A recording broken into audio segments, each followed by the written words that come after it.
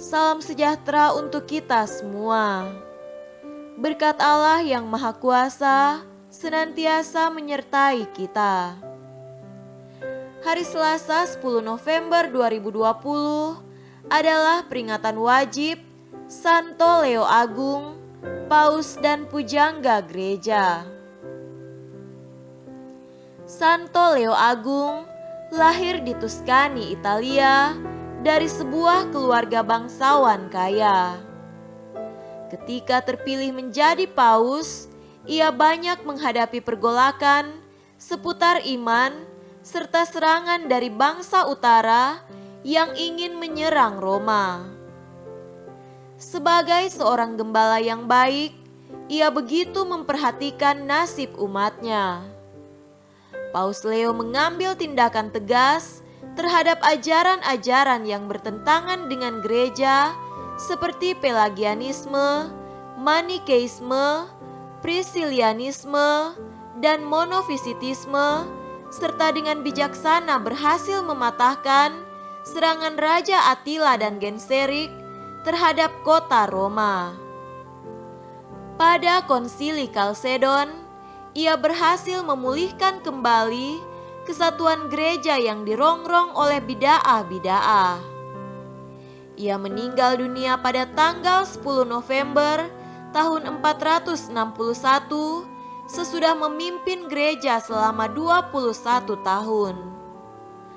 Pada dasarnya, bukan hanya para paus yang bertanggung jawab untuk memecahkan masalah yang sedang dihadapi gereja, kita pun sebagai anggota gereja sebenarnya dapat bertindak sesuai dengan tempat dan cara kita untuk membangun gereja.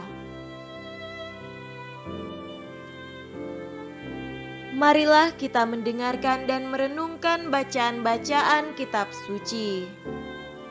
Bacaan pertama dari surat Rasul Paulus kepada Titus, pasal 2, ayat 1-8, dilanjutkan dengan ayat 11-14. Tetapi engkau beritakanlah apa yang sesuai dengan ajaran yang sehat.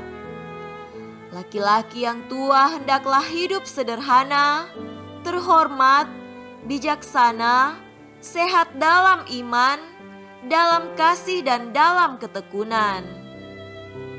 Demikian juga perempuan-perempuan yang tua, hendaklah mereka hidup sebagai orang-orang beribadah, jangan memfitnah, jangan menjadi hamba anggur, tetapi cakap mengajarkan hal-hal yang baik, dan dengan demikian mendidik perempuan-perempuan muda, mengasihi suami dan anak-anaknya, hidup bijaksana dan suci, rajin mengatur rumah tangganya, baik hati dan taat kepada suaminya, agar firman Allah jangan dihujat orang.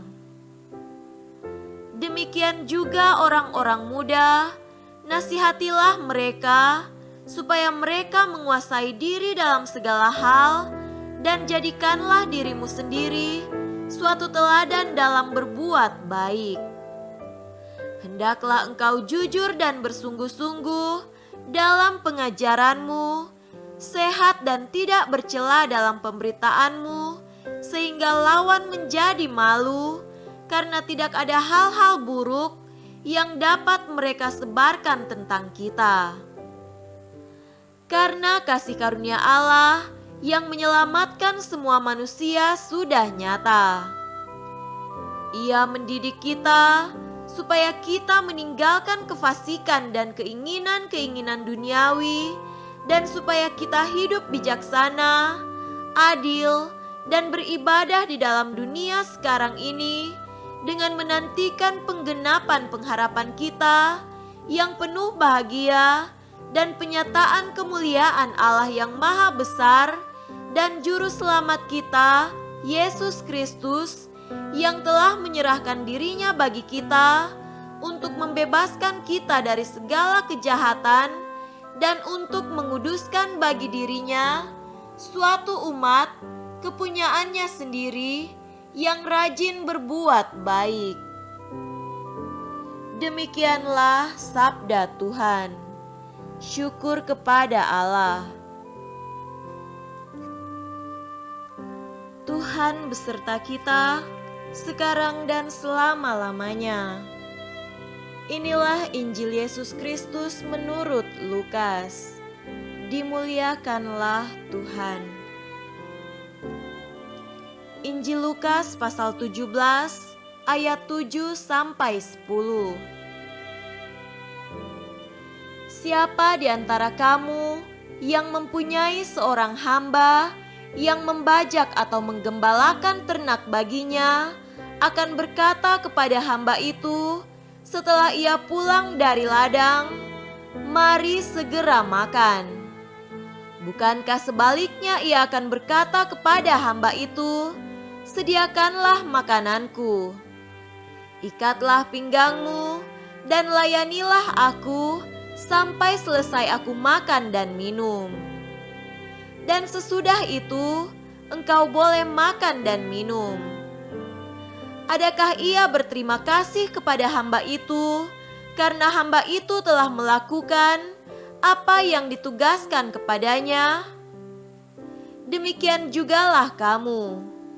Apabila kamu telah melakukan segala sesuatu yang ditugaskan kepadamu, hendaklah kamu berkata, "Kami adalah hamba-hamba yang tidak berguna. Kami hanya melakukan apa yang kami harus lakukan." Demikianlah Injil Tuhan. Terpujilah Kristus. Saudara-saudariku yang terkasih dalam Tuhan kita Yesus Kristus, tema renungan kita pada hari ini adalah bijaksana dalam mengatur hidup. Allah sungguh mencintai manusia.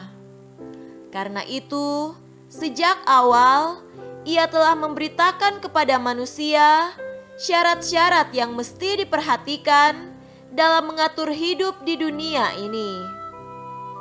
Satu prinsip dasar ialah bijaksana mengatur hidup. Titus dalam tulisannya mengungkapkan hidup yang bijaksana menurut pandangan Tuhan. Seseorang dikatakan bijaksana bila ia sendiri hidup menurut firman yang diajarkannya. Penekanan ajaran ada pada hidup sederhana, beriman, tekun dan setia dalam melakukan perbuatan-perbuatan kasih. Ia tidak boleh memfitnah, rajin berbuat baik, hidup bijaksana dan suci, tidak boleh curang, tetapi selalu tulus dan setia. Dalam kaitan dengan hidup berkeluarga, dikatakan bahwa ia mencintai suami atau istrinya, bahkan mencintai anak-anaknya. Terhadap anak-anak dianjurkan ada pendampingan bahkan nasihat yang baik agar mereka mampu menguasai diri dalam segala hal. Saudara-saudariku terkasih, jelas di sini bahwa Tuhan menghendaki agar manusia membangun persekutuan yang erat, mesra satu sama lain. Persekutuan itu kuat bila diisi dengan nilai-nilai Kristiani seperti kejujuran, kesetiaan, ketekunan, kesederhanaan yang dibangun atas dasar iman dan kasih akan Allah dan kasih akan sesama. Semua ini dijalankan dengan setia, maka kasih karunia Allah menjadi nyata bagi manusia. Selain nilai-nilai yang sudah dikatakan Titus, Lukas menekankan juga ajaran Yesus tentang nilai kerendahan hati dan kemauan untuk melayani.